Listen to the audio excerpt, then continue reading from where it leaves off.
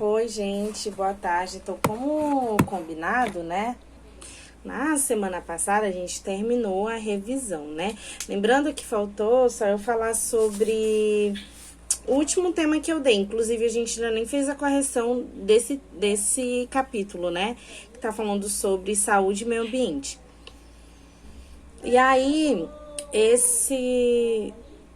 essa atividade nós vamos corrigir amanhã, na sexta-feira, certo? Então, hoje nós vamos falar sobre políticas públicas para a saúde.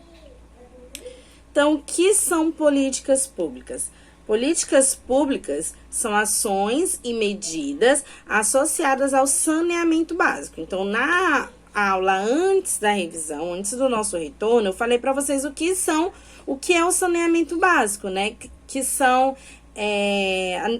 tratamento de esgoto e de água e também a entrega, né, de água limpa para a população.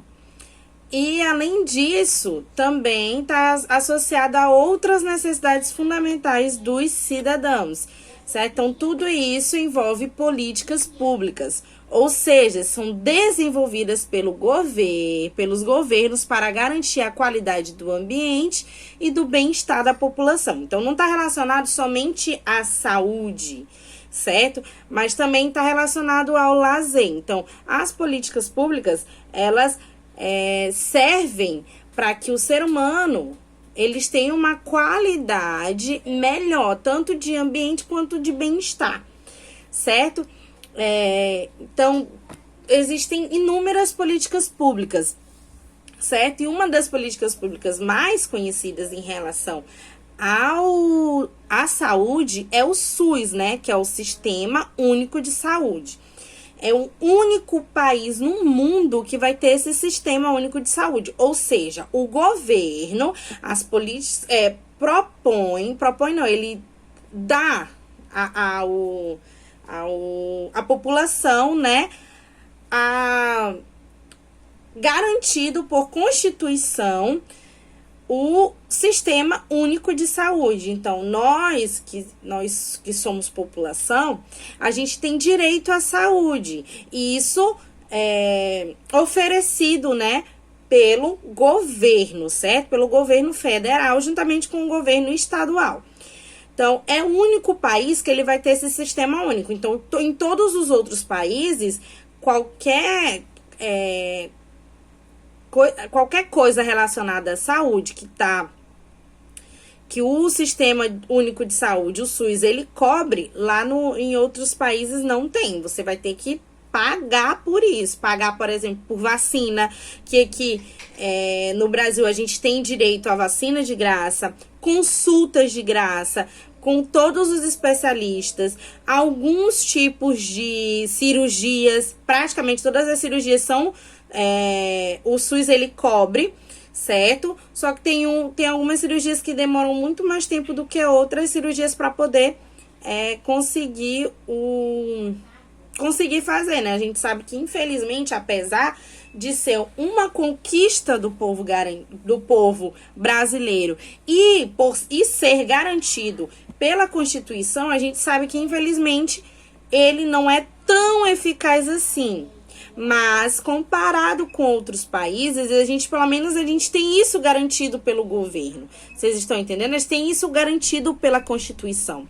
Então, isso é uma conquista dos brasileiros muito importante, porque aqui a gente tem emergência, aqui a gente tem...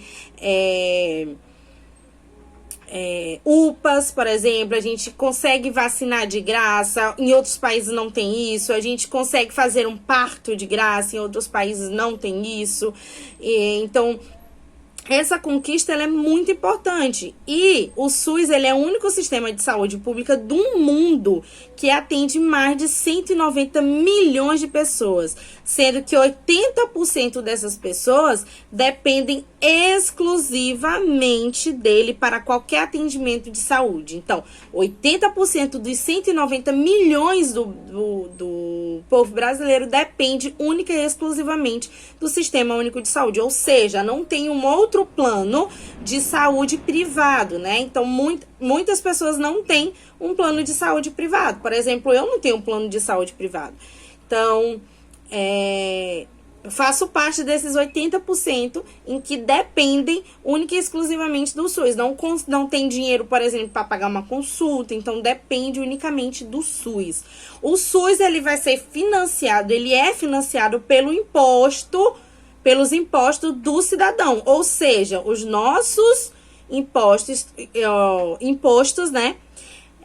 Ou seja, os recursos próprios da União. Então, a gente paga os impostos e esses impostos, eles são divididos, né? A gente sabe que cada imposto ele vai ter uma finalidade diferente. Então, vai ser uma parte desses impostos são usados para o Sistema Único de Saúde. Então, ele vai ser dividido entre os estados e municípios de outras fontes suplementares de financiamento, todos devidamente contemplados no Orçamento de Seguridade Social. Então, isso é uma segurança social que o povo brasileiro tem. O SUS, ele nasceu por meio da pressão dos movimentos sociais que entenderam que a saúde é um direito de todos. Inclusive, esse artigo ele tem na Constituição. Tanto saúde quanto educação é um direito de todos. Então, por isso que o governo ele tem a obrigação de fornecer saúde e educação de qualidade. Uma vez que anteriormente a Constituição Federal de 1988, a saúde pública estava ligada à previdência social e à filantropia, ou seja, antes de ter o SUS, ele estava ligado à previdência social, ou seja, se pagava para poder ter uma saúde boa, né?